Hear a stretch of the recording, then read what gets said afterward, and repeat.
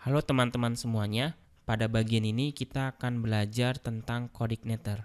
CodeIgniter ini salah satu framework PHP yang sederhana dan elegan, yang sifatnya open source. Jadi semua orang bisa mendownloadnya dan bisa menggunakannya. CodeIgniter di sini dirilis pertama kali pada tanggal 28 Februari 2006 dan CodeIgniter ini cocok digunakan untuk membuat aplikasi web seperti portal berita, company profile, e-commerce, atau yang lainnya. Nah, framework ini kalau kita terjemahkan ke dalam bahasa Indonesia adalah kerangka kerja. Jadi, framework ini merupakan kumpulan kode dari kerangka kerja yang terdiri dari beberapa file dan beberapa folder di dalamnya. Tujuannya sendiri untuk mempermudah ketika kita ingin membuat web dinamis atau web application dengan berbagai fitur. Jadi ada beberapa hal yang sudah dikerjakan sebelumnya seperti menyediakan sebuah fungsi, library, atau kode yang kita butuhkan, di mana kita tinggal pakai kode itu sesuai dengan struktur framework PHP-nya masing-masing.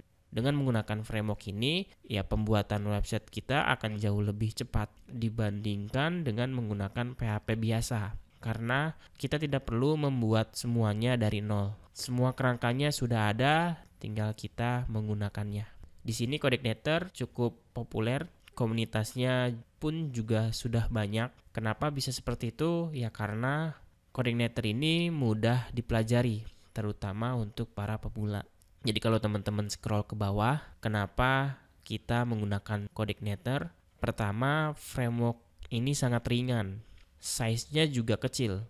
Jika teman-teman download, maka filenya tidak sampai lebih dari 2 MB. Performanya juga bagus, cepat, terus security-nya baik, dan dokumentasinya pun sangat jelas. Nah, jadi itu dia keunggulan si CodeIgniter. Jadi tunggu apa lagi? Silakan teman-teman belajar, buka dokumentasinya, lalu mempraktekannya. Tentu ada banyak sekali framework PHP yang bisa kalian gunakan, jadi tidak perlu berdebat apalagi sampai berantem dalam memilih mana yang paling bagus. Silakan dicoba-coba mana yang menurut teman-teman cocok buat pribadinya atau buat proyeknya. Kemudian yang paling penting dari CodeIgniter adalah CodeIgniter menggunakan pola konsep MVC atau model view controller. Apa itu MVC?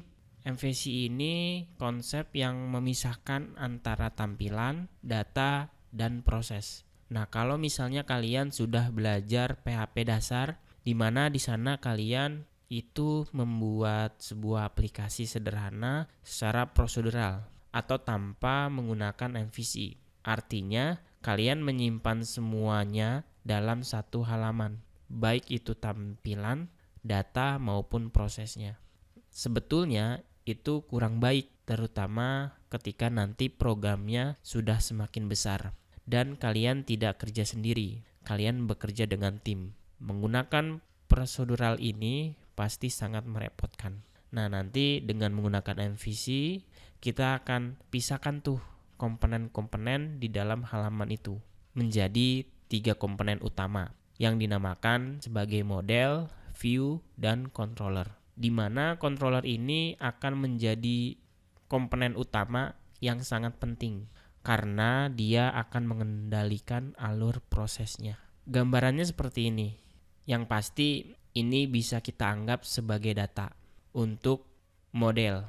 Jadi model ini nanti melibatkan operasi create, read, update, dan delete. Dia berhubungan dengan database. Nah, tampilan itu view, biasanya berupa HTML untuk menyusun template.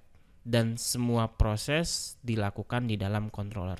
Makanya kenapa si controller ini komponen yang sangat penting karena dia mengendalikan semuanya.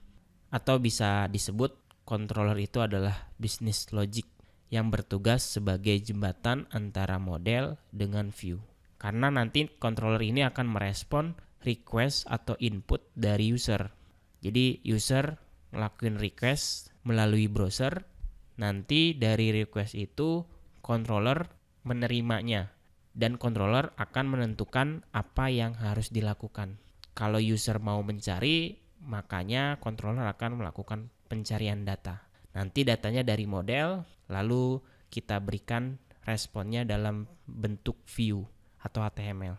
Jadi itu aja penjelasan singkat mengenai CodeIgniter dan konsep MVC-nya. Jadi keren banget lah, pokoknya CodeIgniter ini jangan sampai ketinggalan, teman-teman harus mencobanya. Semoga jelas, sampai jumpa di video berikutnya.